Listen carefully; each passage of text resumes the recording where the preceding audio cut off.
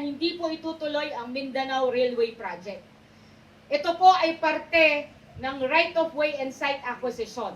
So lahat po ng right-of-way ngayon, yan po ay pinapamadali ni Secretary Lopez sa utos na rin po ng Pangulong Marcos dahil yun po ang dapat.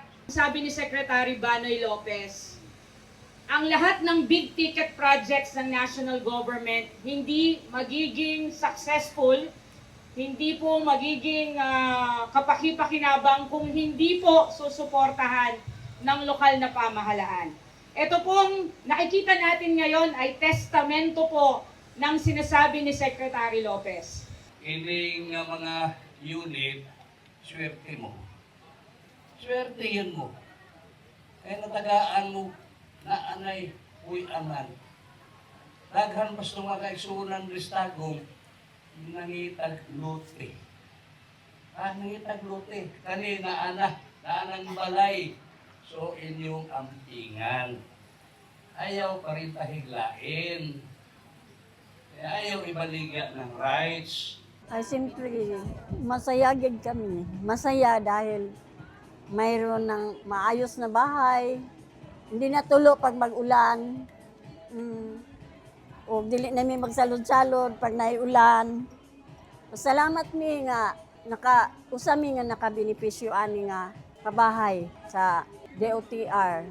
Okay kayo ma'am kay ang mga materialis nakita na mo maayo unya limpyo ma'am dili pud ingon kuan gid siya nga balay maayos gid siya sa sigon ni mayor among mayor bagong bahay bagong buhay.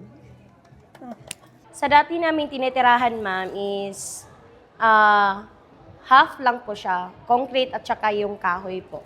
Kasi doon ako lumaki, mami. So, medyo sad sa akin kasi as 30 years kong doon nanirahan, tapos malipat ako, parang maninibago. Pero masaya din, ma'am, kasi hindi kami pinabayaan ng DOTR, ma'am.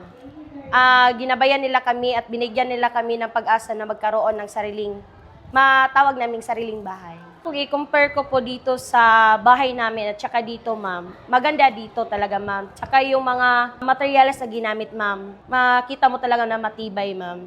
Masaya, ma'am.